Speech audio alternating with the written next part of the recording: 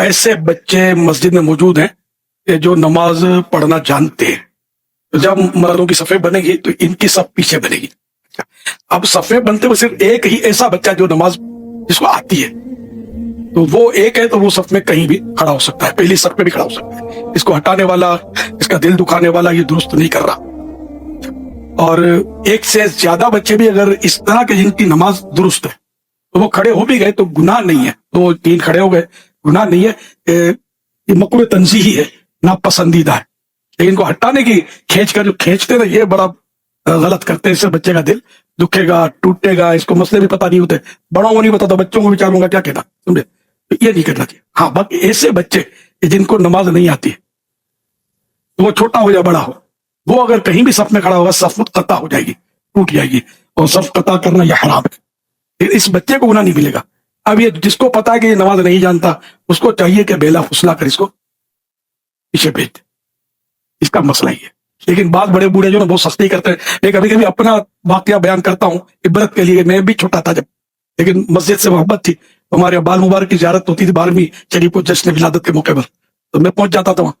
تو ایک بار وہی ظہر کے وقت ختم ہو جاتا تھا یہ محفل کا سلسلہ، صبح سے وہ شروع ہوتا تھا. اب ظہر کی اذان ہوئی، اس ظہر کی اذان سے پہلے یا اذان کے بعد صلاۃ السلام ہوتا تھا. صلاۃ السلام کے بعد، یہ 12 ربیع الاول شریف کی بات کر رہا ہوں، صلاۃ السلام ہوتا تھا. یہ بادامی مسجد ہماری محلے میں، اولڈ سٹی ایریا کراچی میں، تو وہاں صلاۃ السلام ہوا اور پھر یہ کہ ظہر کی اذان ہوئی ہوگی. تو اب صفیں بننی شروع ہوئی. صلاۃ السلام کے وقت تو صفیں نہیں ہوتی، لوگ گول کھڑے ہو کر پڑھ رہے ہوتے ہیں. اب میں بھی میلی صف میں کھڑا ہو گیا. مجھے کیا پتا کہ نہیں کھڑا ہونا چاہیے. ایک بزرگ تھے سفید ریش، انہوں نے میری ماں پکڑی ہے چائے کر کے مجھے جو یہ پیچھے کیا نا، یہ سب دل پر ایمان سے چوٹ لگی ہے. سب مجھے دل دکھا ہے میرا. کہ پھر میں نے 100 بار ان کو معاف کیا اس بزرگ کو. اب تو کبھی کہ وہ فوت ہو چکے ہوں گے، سب ایسے بوڑھے تھے بیچارے. اللہ غریق رحمت کرے، ان کی مغفرت فرمائے، میری بھی. لیکن مجھے خدا کی قسم دل بہت دکھا اور میرے رب نے مجھے سنبھالا. اب دیکھو نا، میں یہ کہا کہ بازوں میں کوئی چھپے ہوئے جوہر ہوتے ہیں، پتہ نہیں چلتا. میرے میں ایک جوہر تھا کہ میں بندے جمع کر لیتا ہوں، الحمدللہ یہ آپ کے سامنے. تو یہ جوہر اگر ڈسٹرب ہو جاتا اور میں بزن ہو کر مسجد چھوڑ دیتا تو شاید ڈاکوؤں کی ٹیم بنا لیتا، اور پارٹی بنا لیتا جو سبوتاز کر دیتی ملک کو یا دنیا میں تہلکہ مچا دیتی. جوہر ہوتا ہے کہ اللہ نے مجھے سنبھالا، اس کے حبیب نے پر کرم فرمایا کہ میں مسجد چھوڑ کے بھاگا نہیں. بہت ٹوٹا تھا مگر میں بھاگا نہیں، بس میں نے مسجد کو پکڑ رکھا. آج اللہ کا کرم ہے کہ آپ کے سامنے میں دین کی بات کرنے کے سعادت پا رہا ہوں. اس لیے وہ کون بچہ آگے بن کر کیا بنے گا کچھ پتا نہیں چلتا. بچہ یا بڑا، کسی کا بھی دل دکھانا یا ناک اس کے ساتھ ایسا انداز اختیار کرنا بہت خطرناک ہو سکتا ہے. یہ بڑے بڑے جو ڈاکو ہوتے ہیں نا، ان کے پیچھے بعض اوقات ہسٹری ہوتی ہے ان کی. ایک ڈاکو کو پھانسی کی سزا ہوئی، ڈکیتیاں بہت ماری، قتل و غارت گری کی، بندے مارے، اب وہ پھانسی کی سزا ہوئی. تو پھر جب پھانسی کا اس کا قریب آیا وقت، تو اس کو کہا گیا اپنی آخری خواہش مجھے میری ماں سے ملوا. یہ سر ماں سے ملنے کی خواہش تو ہوتی ہے کہ ماں بیٹے روئیں گے دھوئیں گے تھوڑا، مطلب خیر یہ ماں کو اس کی لایا گیا. اب اس نے جیسے ہی ماں کو دیکھا تو اس پہ ماں کو نوچنے لگا. پولیس نے کھینچ لیا، یہ کیا کر رہا ہے تمیزی ماں کے ساتھ. اور یہ آخری وقت میں بولا یہ ماں مجھے پھانسی کے پھندے پر یہ پہنچانے والی یہ ہے. میں چھوٹا تھا جب میں نے پینسل چرائی اسکول میں، ماں ہنستی رہی. میں نے بولا ماں یہ چرا کے لایا ہوں، ماں ہنستی رہی. مجھے منع نہیں کیا کہ تم نے یہ کیا کیا.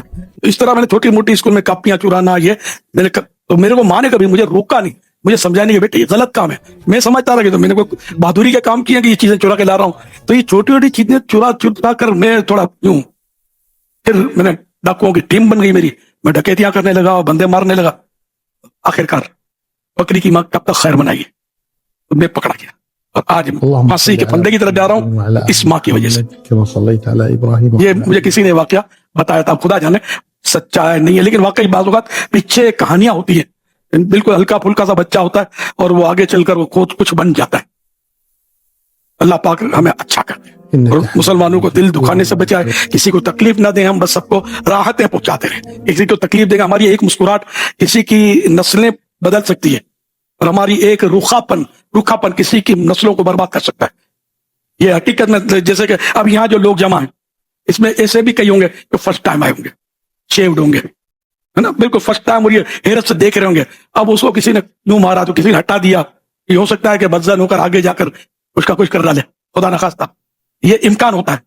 तो अगर किसी ने इसको मुस्कुरा कर देखा, प्यार किया, माशाअल्लाह तेरो बड़े अच्छा है, नमाज की पाबंदी करनी है, इस तरह इनफिरादी कोशिश की, हो सकता है कि वो सही हो जाए और लाइन पे आ जाए, बेनमाजी हो तो नमाजी बन जाए। और जब खुद बन जाएगा तो अपनी औलाद को भी वैसा ही बनाना चाहेगा। ये यूं इसकी नस्लें सही हो सकती हैं।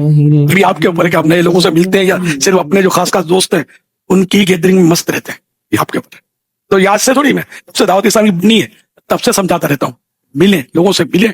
जो करीब लाए हाजी मुश्ताक रहमतुल्लाह अलैह ने मुझे बताया था कि मैं पहली बार जब इज्तिमा में आया तो जिस तरह जलसा मुंतशिर होता है, इज्तिमा मुंतशिर हुआ, मैं वो किया, चलो मैं जाने लगा तो अनजाना इस्लामी भाई, वो यूं बोल होगा उसके लिए अनजाना था, एक इस्लामी भाई मतलब मेरे पास खुद आया, मुझे सलाम किया और बड़े मोहब्बत से मिला और मेरे हाल अहवाल पूछा। मुझे जैसे ऐसा लगा कि ये मुझे बहुत पहले से जानता, हालांकि इस्लामी भाई जानते नहीं थे, तो इसकी मोहब्बत की वजह से मुझे बड़ा मजा आया। उसने मुझे दावत वगैरह दी, आते रहना वगैरह, इनफिरादी कोशिश। तो मैं बोला कि यार ये तो बहुत अच्छी जगह है, तो आना चाहिए।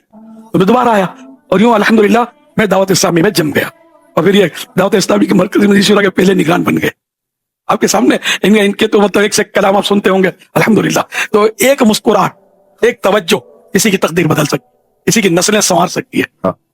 और एक हमारी बेरुखी किसी को बेचारे को मतलब कहीं पहुंचा सकती है, फिर उसकी नस्लें भी खराब हो सकती है।